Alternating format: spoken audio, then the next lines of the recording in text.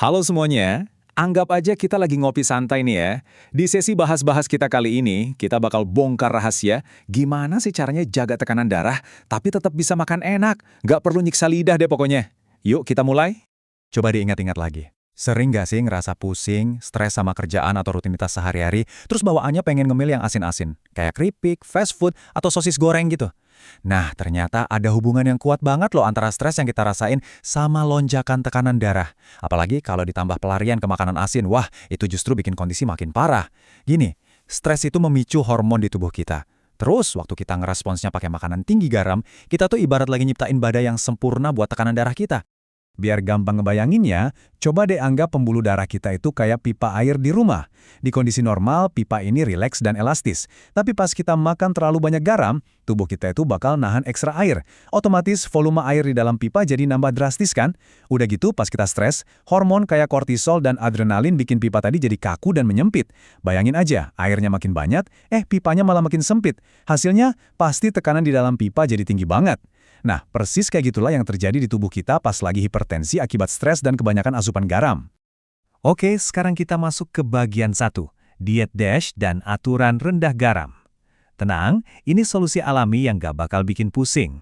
Kita kenalan dulu yuk sama diet DASH. Jangan langsung mikir diet yang nyiksa loh ya. Intinya simpel banget kok. Banyakin sayur, buah, dan kurangin garam. Nah, Kementerian Kesehatan kita tuh punya panduan praktis buat ngatur garam ini. Dibagi jadi 3 tingkatan. Langkah pertama, diet tingkat 1.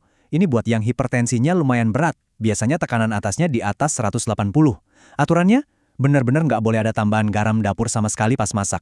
Terus langkah kedua, diet tingkat 2. Ini buat hipertensi sedang.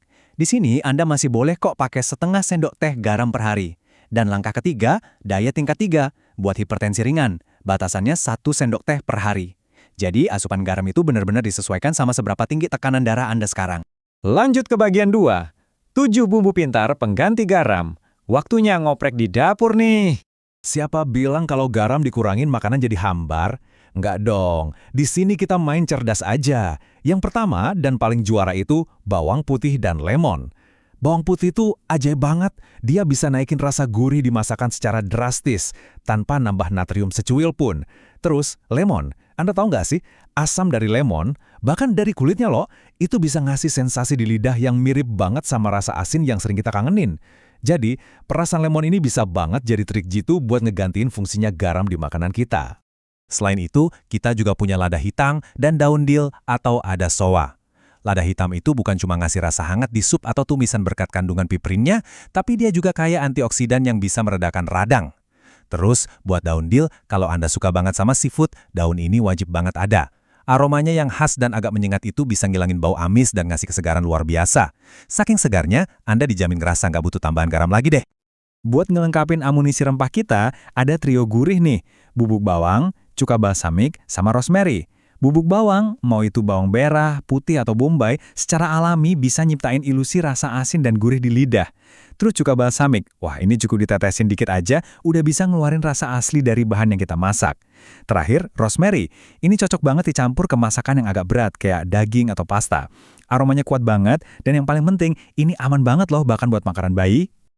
Sekarang kita masuk ke bagian 3, pahlawan herbal lokal. Obat tradisional asli dari alam kita sendiri. Dari dapur, yuk kita jalan-jalan sebentar ke halaman belakang.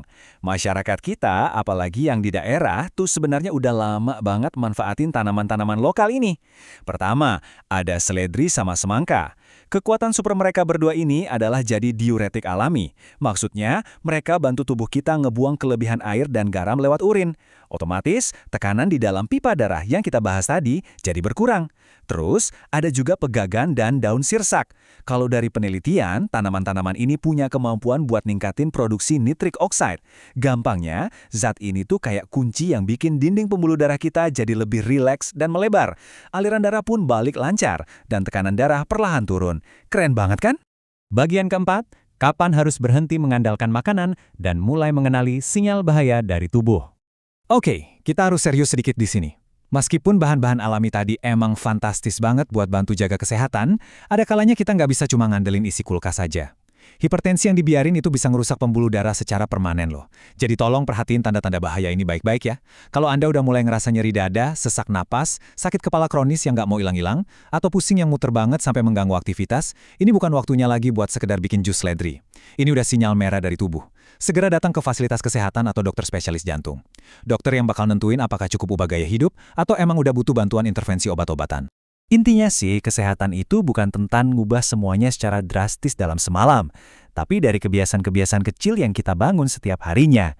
Nah, kalau informasi yang kita bahas hari ini dirasa bermanfaat, yuk langsung disimpan aja, terus share ke keluarga atau teman-teman yang Anda sayangi. Mari kita saling jaga satu sama lain. Sebagai penutup nih, saya mau nanya, dari semua tips pintar di dapur yang udah kita bahas tadi, satu kebiasaan asin apa sih yang mau Anda ubah mulai hari ini?